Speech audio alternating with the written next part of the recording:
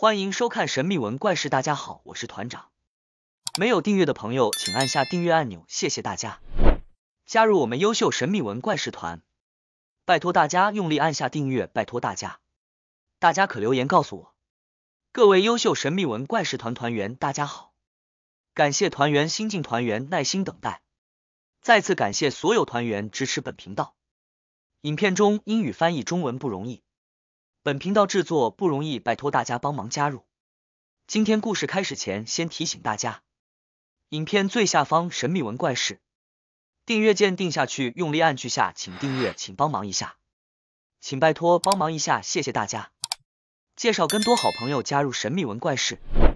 我上一集影片讲到6分钟恐怖直播，英国新闻台被外星势力控制。没有看过新朋友，我建议先看上一集，我把上一集影片放在说明栏。今天让我带你们进入今天的故事吧。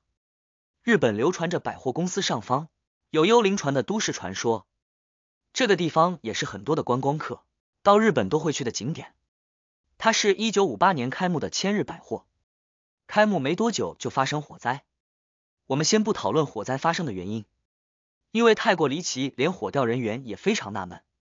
我们先带您看一个可怕的数字巧合，118，这是火灾带走的死亡人数。有阴阳眼的人说，百货上方幽灵船的座位刚好就是118个。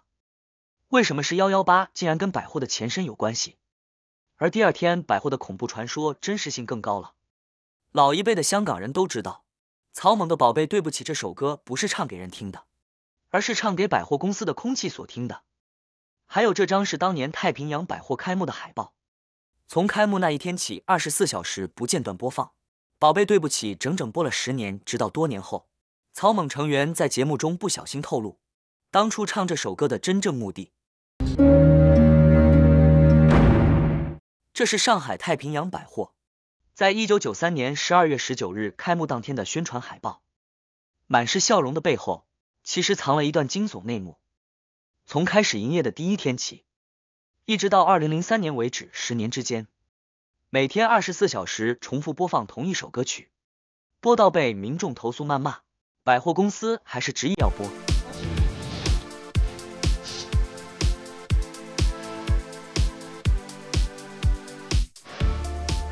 老上海人说这首歌不是流行曲，而是往生咒。不止歌曲发行时间刚好是1993年，连草蜢成员都出面证实传说是真的。2020年11月，草蜢成员蔡一杰在做客香港电台第2台节目《音乐说时》曾提到，上海一家百货公司连续10年定时播放《宝贝对不起》，因传闻指该公司前身是乱葬岗，不时出现小孩灵体捣乱。公司高层播放此曲后，便不再发生奇怪的事情。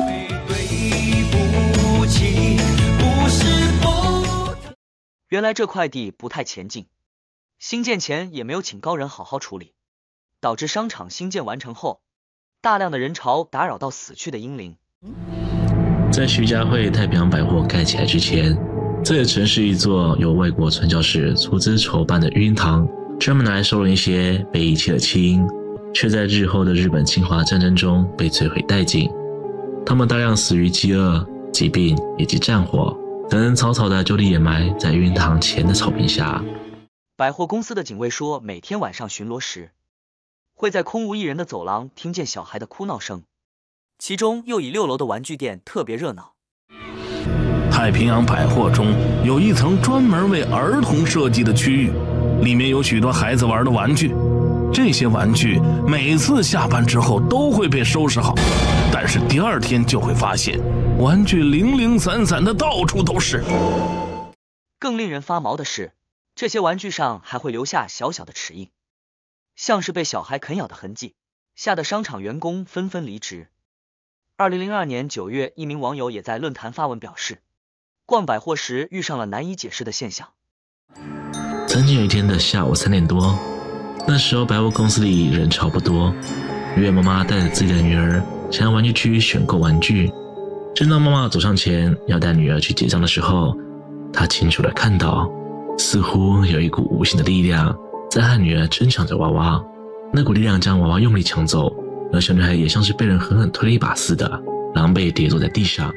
百货传闻传遍整个上海，更被票选为上海10大恐怖禁地。难道是死去的英灵在商场作乱吗？这下子让百货高层只好出面处理。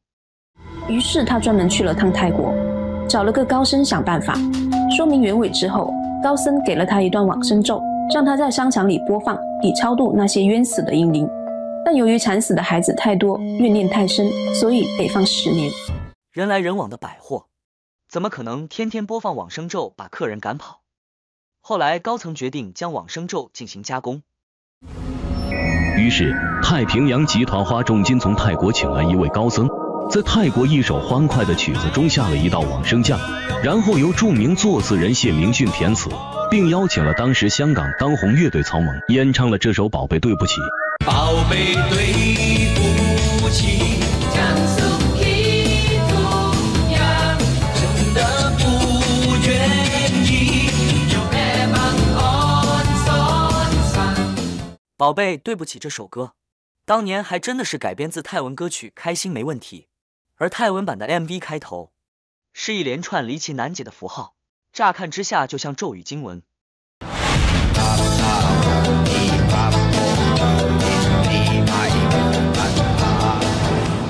改编过的往生咒效力有用吗？最终上海徐家汇太平洋百货在2023年8月底宣告关闭，是业绩下滑倒闭，还是英灵持续徘徊至今没人知道，只留下这首宝贝对不起让后人继续传唱。百货怪谈一定会提到日本大阪的千日百货这栋100年商场，传出一艘幽灵船抓交替的故事，以及神秘数字118。在江户时代，这一带地区聚集了火化场、监狱、刑场和墓地。2战之后，这里再度的被重整，原先的地方则被改成了百货商场，也就是千日前百货。1972年千日百货发生火灾，造成118人死亡，毛骨悚然的是江户时代在刑场被处死的犯人不多不少，刚刚好是118人。1972年5月13日土曜日の夜でした。当時の大阪の港区南区1000日前にあったデパートビルの3階で火災が発生しました。その熱気と煙はダクトを伝い7階へ。飲食をしていた客など118人が一酸化炭素中毒などで死亡し、81人が負傷する日本のビル火災として最悪の人的被害を出しました。匪夷所思的是，这场大火明明可以避免，却在冥冥之中有一股力量要把人带走。起火原因是一名工人乱丢烟蒂，被人发现火苗后却怎么灭都灭不掉，最后演变成100人罹难的死亡悲剧。大家开始揣测，难不成是一起大规模的抓交替事件？在经历了祝融之灾之后，千日前百货就成了废墟。火灾9年后，许多企业都曾陆续接手经营，不过生意都没有起色。后来经过几次的改建，这里被作为电器百货，业主还在当地进行了大规模的地震计。去过这栋电器百货的人都会发现，业者毫不避讳的在大门口摆放一座掌管阴间地府的神奇坐镇，借此镇压百货里的冤魂，但事与愿违。百货里依旧不断传出科学难以解释的现象。それ以来この辺りではいろんなものが出るようになったというのだ。俺が見たあの集団が古臭い格好をしていたことにも、あの電気屋では今でも幽霊の目撃情報や。甚至有传闻，电器百货在每天晚上的10点20分火灾警报器就会自动响起，10点20分刚好就是1972年千日百货发生火灾的同一时间。传闻还有一名不存在的女子用低沉的嗓音广播通知大家火灾发生，迅速逃离。ここで働く人はお守りや数珠を持たされる。閉店後お経が流れる。館内で失踪した人が何人もいる。在电器百货里还有一项不成文规定，结束营业后所有员工会集体下班离开大楼，没有人敢单独留下来，就怕成为下一个被消失的对象。不仅如此，这栋百货还有一种异常现象，人来人往的商场照理会聚集计程车揽客，但在这里始终看不到一辆计程车。それは未だにそのタクシープールに車を止めるとある怪奇現象が起きるんだ。それがね、さっき言ったビルの上の方8階から飛び降りた人たち、その飛び降りるための窓があったのがタクシープールの上の位置だったんだよ。タクシーの上の部分が急に大きな音でドーンって鳴るらしいんだよ。まるですごい高いところから遺体が降ってきたかのような爆音で。后来有越来越多司机遭遇类似经历，渐渐的计程车司机也不敢在半夜到百货载客。百货怪谈信者恒信，但这些被人遗忘的历史，依旧会在每个晚上向百货里的人诉说着自己的怨念。1998年发生过真实预言事件，当年还登上了台湾媒体。有一名纽西兰男孩鲁本，他进到了阿里山之后人间蒸发。鲁本的爸爸神秘的拿出了一张儿子在7岁时画的预知画图，画中提前27年画下了鲁本自己消失的位置。到今天2025了，依然没有找到任何遗物。这会跟穿越时空有关系吗？在鲁本消失的4年前，1994年，有游客拍到了一名清朝人出现在阿里山，而这个地点刚好就是鲁本消失的同一个地方。阿里山出现，阿里山出现，时空重叠了吗？这是1994年在阿里山拍到的真实照片，一个人脸浮在火车头前方，头上还戴着一顶不合时宜的帽子。在这个车窗的这个地方，你有没有看到隐隐约约居然好像出现一个人的脸，而且上面还戴着一个帽子？有眼尖的网友说，这看起来装扮好像是清朝人的装扮。穿着打扮跟清朝古人极为相似，拍超自然现象的本人声称，绝对没有经过后制。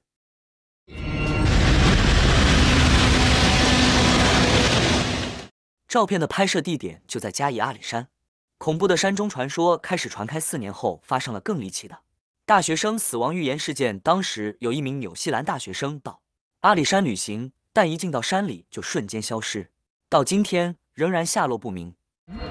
Please, it's a plea to help with my son.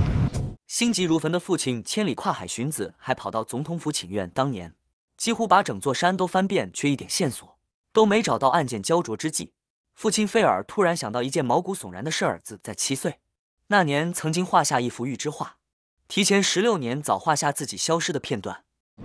有一个小男孩跟在一个山里面啊，结果呢，那个时候鲁本还说，如果我自己不见了啊，希望是500年后才被找到。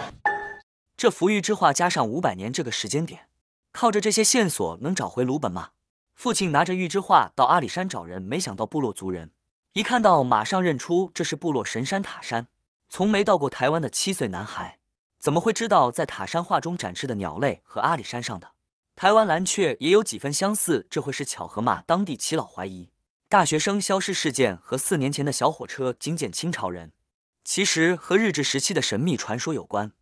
当年日本人他修了一个阿里山森林活路，终点站2万坪火车站，因为这个地方它的这个块木最好，但是他砍得太多太激烈，尤其是1923年东京大地震，啪一下倒一大堆，下令赶快给我砍，从台湾运木材过去，这就杀伐。我告诉你，这些块木都是有灵性的，有生命的。民间传闻都是因为大量伐木触怒树林，所以当年不仅伐木集体患怪病，连搬运桂木的阿里山小火车也怪事频传，当地人开始绘声绘影的说是树林复仇。1935年，日本政府更因此在阿里山新建一座树林塔，当年的报纸也刊登出定期祭祀的新闻，证实了事件的真实性。但随着日本战败归国，没人祭祀，才会让阿里山火车频频出现超自然现象。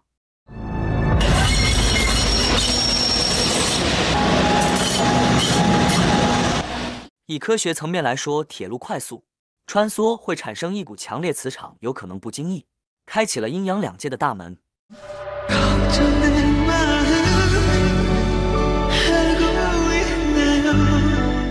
1997年，南韩一支 MV 哀怨在首尔广渡口地铁站拍摄意外拍到一名不该存在的女人，吓得当年许多民众不敢搭地铁。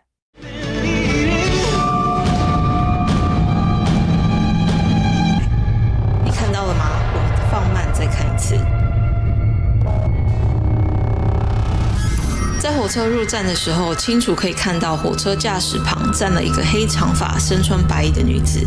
女子并不是剧组安排的演员，她也没有在其他幕出现。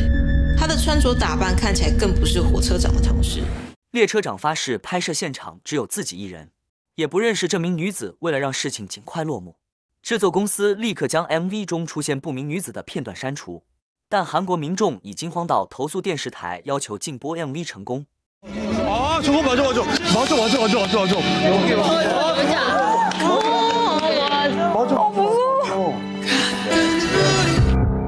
后来有传闻指出，其实制作团队在 MV 开拍前早就被附近邻居警告这个地铁站闹鬼不要轻易进入，但团队不听劝，执意拍摄。大家猜测那名神秘女鬼生前是一位在1961年被害的19岁大学生。这首歌的 MV 是新建立不久的广渡口车站，也是女大生被害的地点对面公园。그 여대생이 당시에 사촌 오빠하고 어떤 사랑, 이룰 수 없는 사랑과 관련해가지고 거기서 오빠가 같이 죽기로 이렇게 자살을 하기로 했다가 밀어 떨어뜨리고 본인은 살아나는. 그래서 이제 뭐 살해범으로 구속이 되는 그런 사고가 있었습니다. 실제 사건. 그 영혼이, 그 영령이 나왔다. 당시 신문에 실렸습니다. 从那时候起，当地许多人都在流传女大学生的冤魂并没有离开，而是一直徘徊在广渡口地铁站附近。经常会有传言说，在地铁站看到过诡异的女子人。 저거에 저 보이라시라고 버스킹에 있는데 그 보이라시에 근무하던 사람 입에서 나온 걸로 알고 있는데 将遇害的19岁女大学生跟 MV 中的女子进行详细比对，还真的发现两者的脸型轮廓相似度高达90%。南韩电视台 SBS 甚至做了一则专题报道，没想到死者女大生的妹妹看了节目后立刻打电话到电视台，指认 MV 中出现的长发女子就是她死去的姐姐。 뮤직비디오 나온 장면하고 저희들 취재한 장면하고 뮤직비디오 같은 경우는 화면이 흐리니까 정확하게 저희가 표현할 수는 없지만 느낌이라든지 또 이렇게 얼굴 표정 그다음에 이렇게 이목구비 같은 게 너무 느낌이 흡사했다고. 在节目开播前，有一名灵媒也打电话到电台，请他们取消播放，因为他感应到女大生的灵魂，警告他，如果自己的身份曝光，广渡口地铁就会有人受伤。 SBS 当然没有理会，没想到没过多久，地铁就陆续传出一些意外。更令人发毛的是，1961年这起凶杀案的起因故事就是感情纠纷，正好对应了 MV 中的歌词，讲述想爱却爱不到的无奈。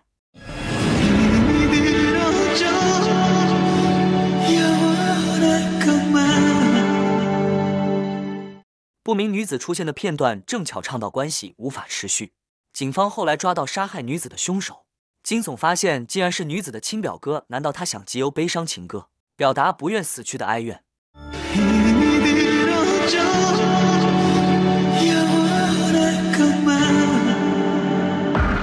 距离广渡口站不远处的首尔玉水站，更流传着韩国著名的魔神子抓交替事件，还被拍成恐怖电影《鬼车站》。 옥색이 개통하고 지난 30년간 옥색에서 사고를 죽인 사람 이번 22번째네. 午夜12点过后的玉水月台上，会出现一名披头散发的女子，一边跳舞一边等人。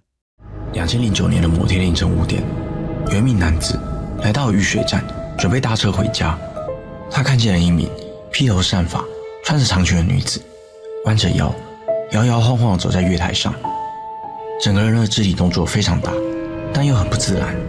男子赶紧用手机拍下他的诡异行径，放上网论坛。正当他打字打到一半时，旁边又出现了奇怪的撞击声。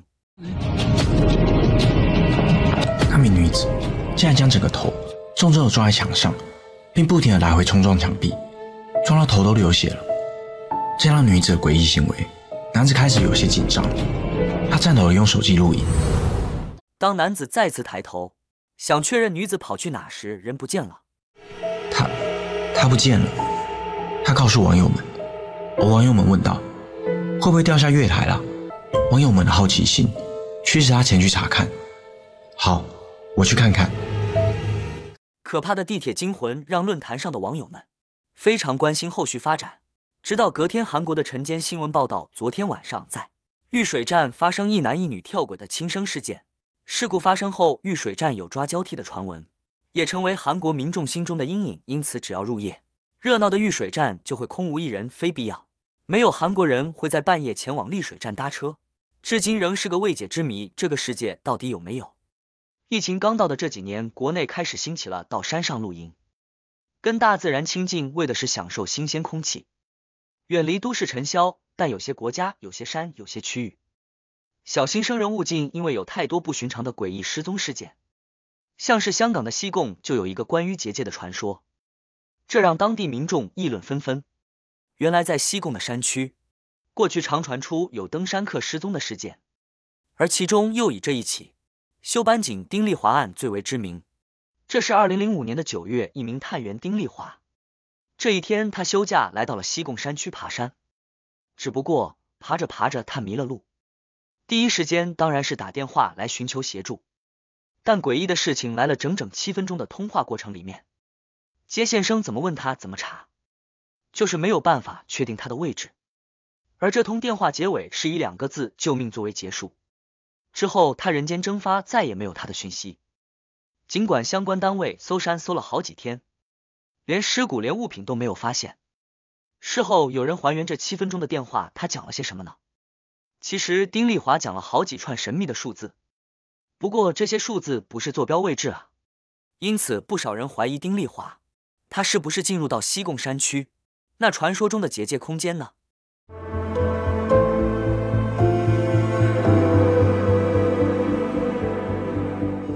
晴空万里，远离都市尘嚣，用力呼吸新鲜空气，好不快活。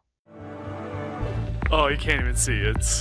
The visibility is nil. We head down to the visitor center area and we got picked up by our Alisan House shuttle ride. We picked this property because this is one of the few ones that is actually in the park. 登山健行是不少人最爱的休闲活动，可以暂时逃离繁杂的生活，忘却压力烦恼，尽情被大自然环绕。这也是为什么每到年假，总是能看到大批游客上山。群山环绕之下，微微的阳光洒落在大片绿地之上，中间的美丽湖泊是位在新北市跟宜兰交界的松罗湖。只不过在深山密林里，除了分多近，还有许多诡异的传说。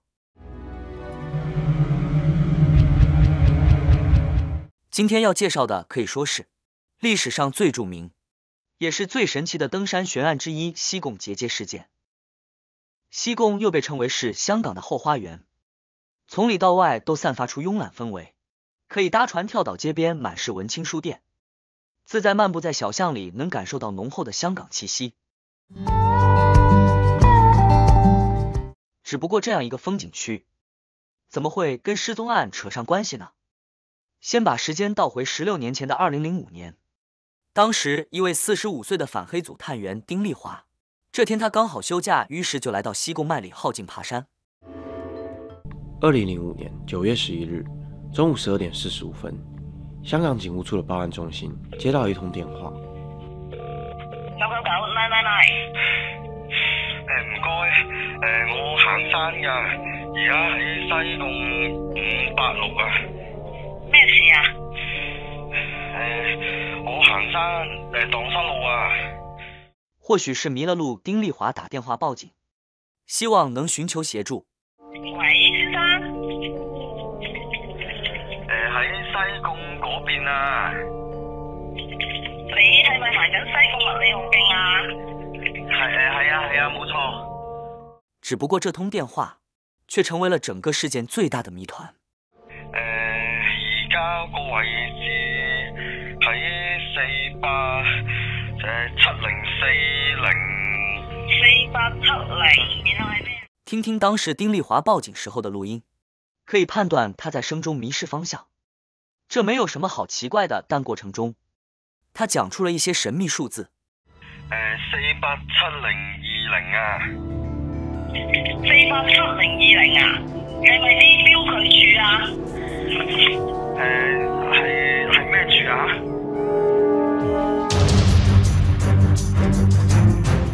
西貢586487040，这些数字有什么意义吗？乍听下会觉得丁麗華是在报出自己的坐标，让救援人员方便行动，但经过比对，麦里浩径坐标是 M 字开头，相差非常远。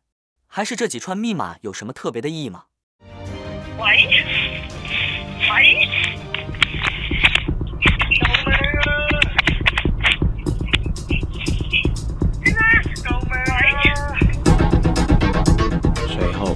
接线问道是否需要叫救护车，但只听到报警的那头传来了几声救命，在最后一声呼喊声结束后，便再无音讯。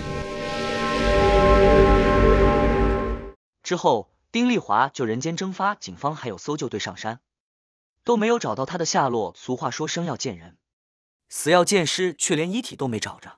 直到今天，休班警丁丽华案依旧是未解之谜，更衍生出了西贡有结界的说法。就在警方持续搜查丁丽华的下落时，10月2日，又一名登山客在西贡失踪。他是一名23岁的公务员袁志勇，他也是香港童军团的团长。而在丁丽华之后，也陆续有人在西贡山区失踪。2005年的10月，一位公务员和3个女同居去爬西贡角山，中途失踪，警方花了2天时间搜索，最后在密林深处发现了遗体。但奇怪的是，他沉尸的位置距离警方第一天搜索的地点不到10公尺，为什么一开始没有发现呢？然而10多年过去，丁丽华一直没有被找到。2016年，西贡又发生一起骇人听闻的山难事故。在2016年，有位男子张善鹏到西贡爬山，失踪超过3天，好在最后平安获救。但他说出一段不可思议的体验。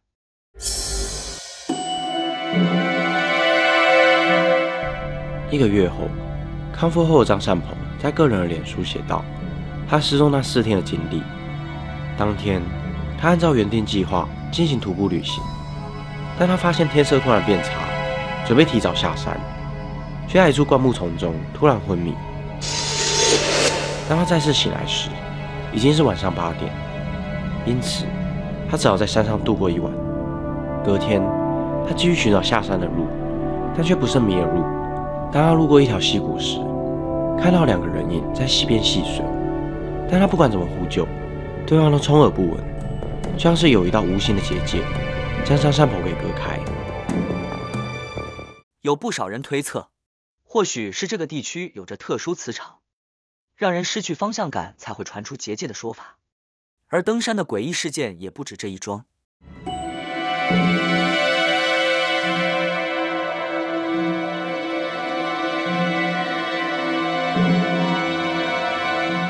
这一张照看不出主题，似乎没有关联的照片，却关乎着2条宝贵的人命。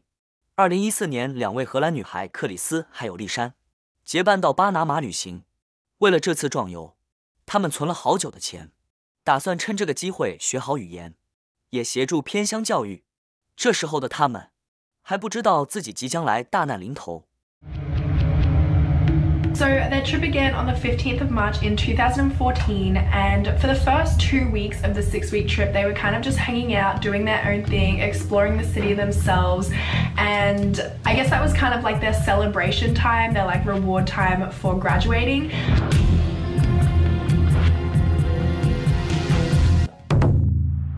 那事实上，按照原计划呢，他们和那个导游约定是在4月2号，也就是第2天，一起去另一个景点。但是到了4月2日呢，导游却迟迟没能联系上他俩。于是他就去了他们住的民宿去找，才发现他们昨晚没有回来。那当时那个学校的人呢，和导游就去周围去找，始终没有发现他俩的踪迹。4月1号这天，2个人带着一只狗到山里践行，出发的时候还把照片偷上网，没想到这却成了他们最后的身影。之后2个人便断了联系，只有狗狗回到寄宿家庭，女孩的家人立刻报警。隔天，当地居民和政府组织了搜救队展开救援。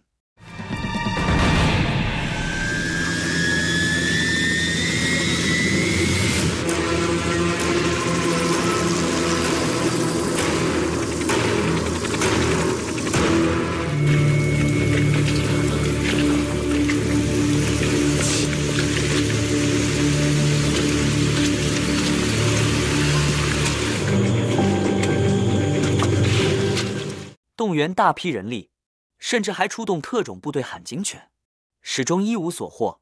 克里斯和丽珊究竟是生是死呢？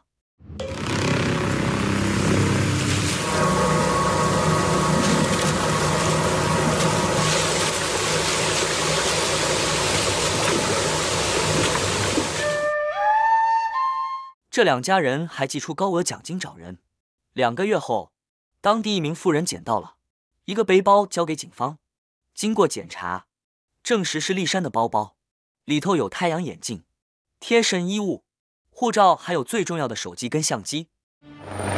Suspected human remains and hiking boots found during the search for 2 young Dutch women have been confirmed to have belonged to the girls. 根据手机记录显示，在失踪当天下午，2个人好几次打给紧急求救单位，可能碰到了大麻烦，或许是迷路，或许是受伤，不知道。但随着更深入调查，警方开始觉得这起事件不太单纯。从公布的照片来看，大部分都是2个人在巴拿马游玩时候拍的照片。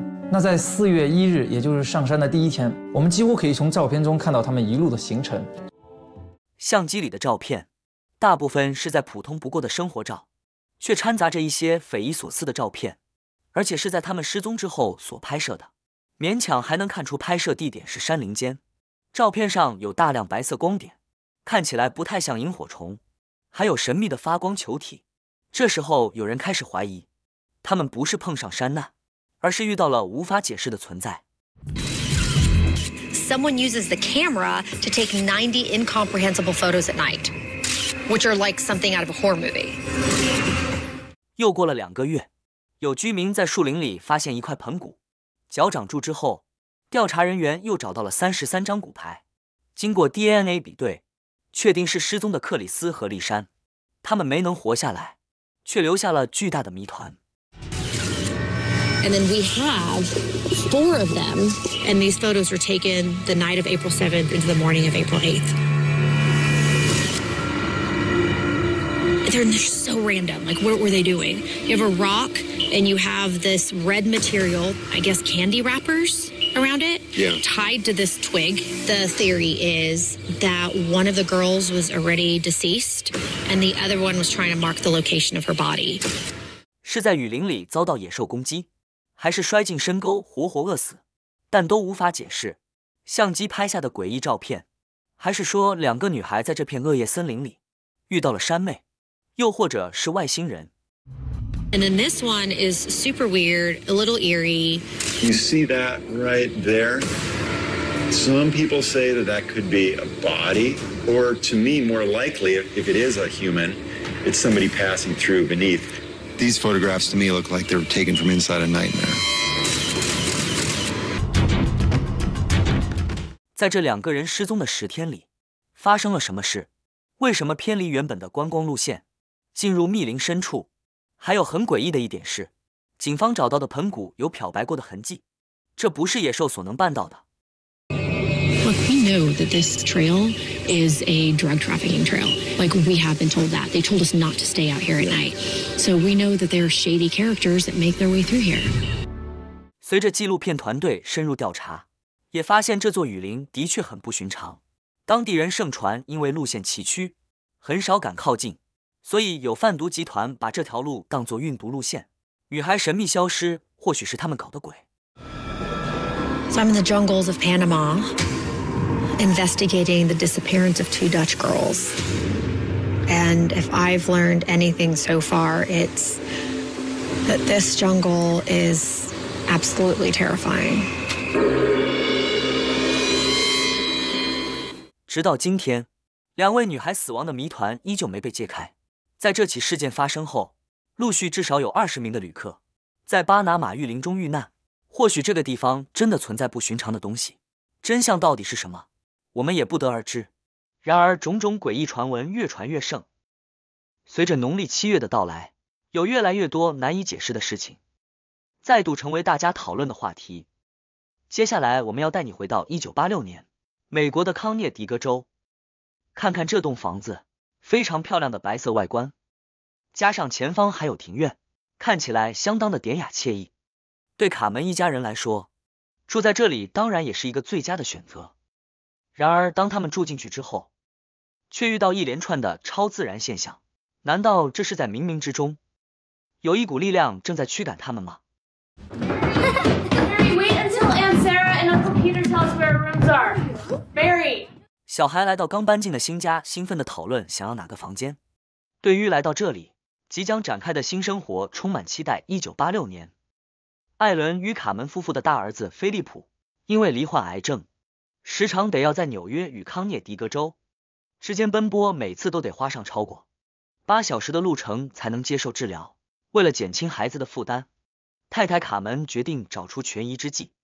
I don't want to waste your time, but how much are you asking? I'll give you the first month free if I don't have to finish hammering in this darn sign. 卡门开车经过医院附近，看到了有一栋含有前院的房子，正挂起出租牌子。询问之下，认为房子的大小、租金、卧室和医院的距离都很完美，因此决定租了下来。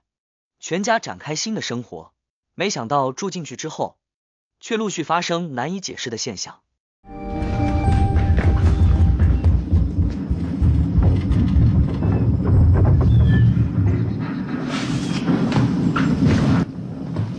Matt?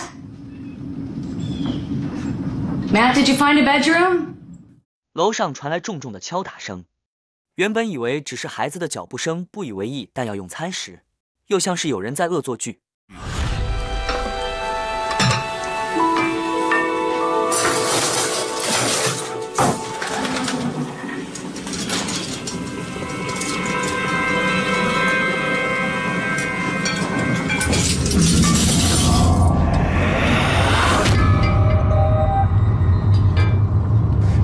Why'd you put the plates back? What?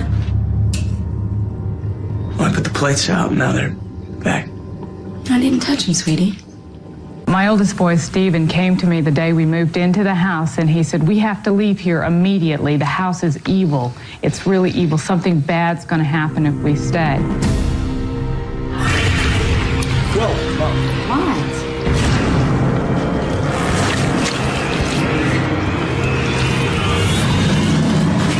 And I went to put the mop to the floor, and the water turned this deep red, and it was thick, and it had a putrid smell. And there was a carpenter woman still in the house doing some crown molding. And I went and got her, and I said, look at the floor, I don't know what I'm doing wrong. And she kind of squatted down and looked at it and left and never returned. 庞福像是冥冥之中有一股力量，对这群刚搬进来的住客表达不欢迎之意。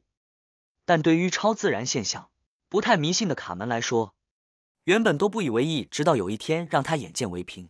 It had several voices. Sometimes it would take on the voice of one of the children to come into the room. It would say, Mommy, Mommy, and it would be the sweet voice of your child. And you turn, and there would be this dark presence of a smoke figure just standing there laughing at you. I looked over because they were flashing on and off, and there was no bulbs in there. And I looked over, and it looked like my sister, and she was laughing at it when she was flicking off the switch like that. And then I got up to go over to her, and she went running up the stairs. And I went into the living room with where my mom and cousin were, and I asked them if Jenny just came running through, and they said no, she's been in bed all night. 从原本只有感觉不对劲到家人陆续看到不明人形，这股神秘力量似乎越来越大胆，甚至开始出现攻击性。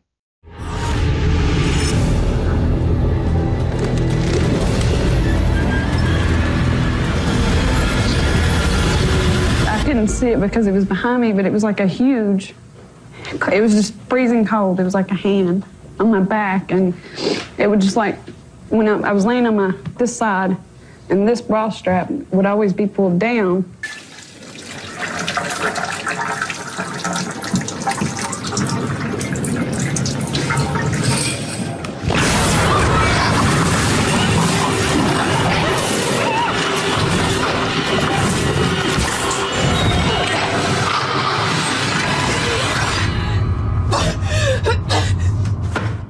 洗澡到一半却被用浴帘紧紧包住，庞福就是要夺命一般。就连原本要治疗癌症的大儿子菲利普，也庞福被附身一般，情绪变得暴躁，极度不稳定。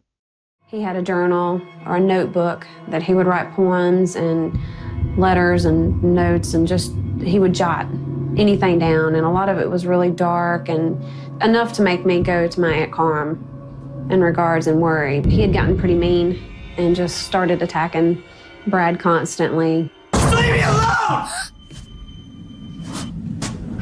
It's okay. I remember having to break them up in fights, which would cause fights between me and Matt. 难道是因为身体状况不佳，让未知的力量可以趁虚而入吗？菲利普时常表示，会一直看见同一名黑衣男子，不时会有自残行为，甚至还有一次趁着半夜发疯似的攻击表妹，这让妈妈卡门不得不忍痛将她送往精神病院治疗。Alan and Carmen, after securing the rest of the children in the house, followed the ambulance to the hospital to sign the necessary paperwork to have Philip committed for the evaluation. But just before he was led into the hospital, he issued an ominous warning to the both of them. He said, "Mark my words, now that I'm out of the house, it'll be after you, and it will get worse." 离癌症的大儿子离开家之前的这段话说他就会跟住你，你难道是对家人发出的警告吗？而随着屋内这股神秘的力量越来越具有攻击性，卡门一家人求助无门之下，找来了知名的驱魔达人华伦夫妇。没想到他们一进到屋里头，就感受到巨大的压迫感，进一步调查，还发现了半个世纪以前关于这栋豪宅不为人知的真相。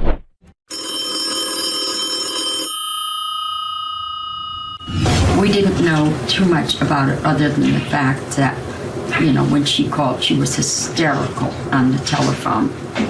I went downstairs, and as soon as I walked into the first room,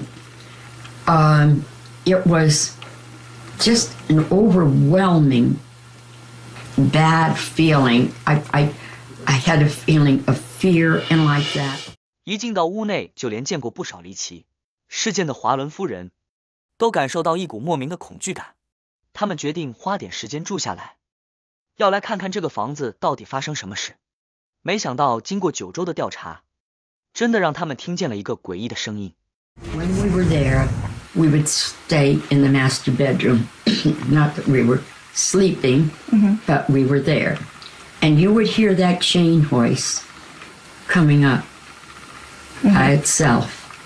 So Ed went down there to see if there was anybody doing that. Excuse me, moving that chain hoist like that. There was no one.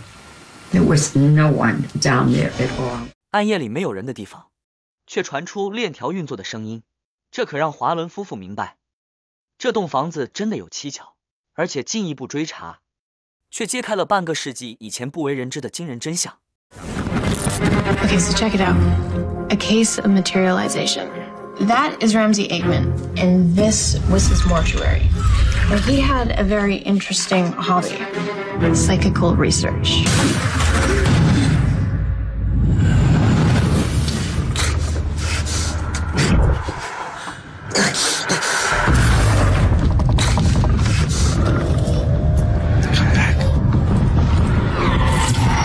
Please.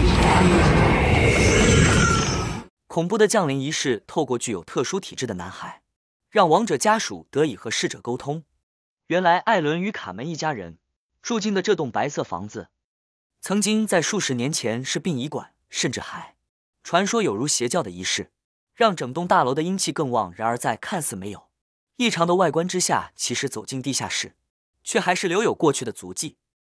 There was 2 prep rooms, and one of them was a bloodletting area, and the other was where they would bring the bodies up for viewing. And I thought, oh my God, why would these trappings still be here for a family coming here with a young family? And it was kind of uncomfortable. Finally tonight, Chapter 2 of what some are calling a real ghost story. You may recall our telling you about what some call a haunted house in Southington. Well, something's afoot there again, and Elizabeth McGuire brings us the latest. I'm still afraid of this house. Well-known ghost hunters Ed and Lorraine Warren were called in after family members claimed they heard mysterious voices and saw apparitions. The house is a former funeral home. Pulleys that used to lift coffins are still in place. A table once used to prep bodies now holds laundry. 透过新闻画面，揭开屋内的真实景象。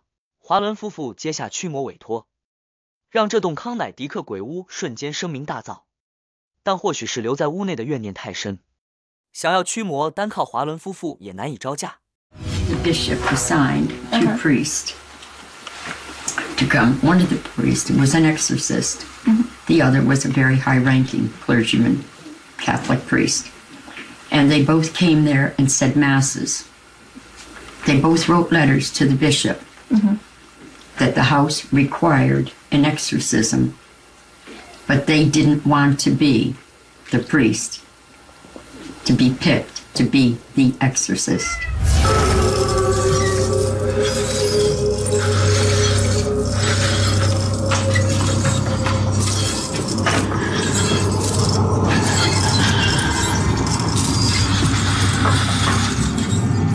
So this is where you're trapped.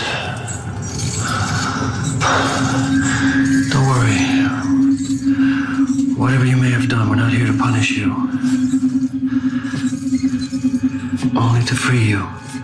主教找了另一位神父，替这栋宛如被诅咒的房子进行驱魔。当天，屋子前的大树在无风无雨之下突然断成两半，邻近地区也出现难以解释的大停电。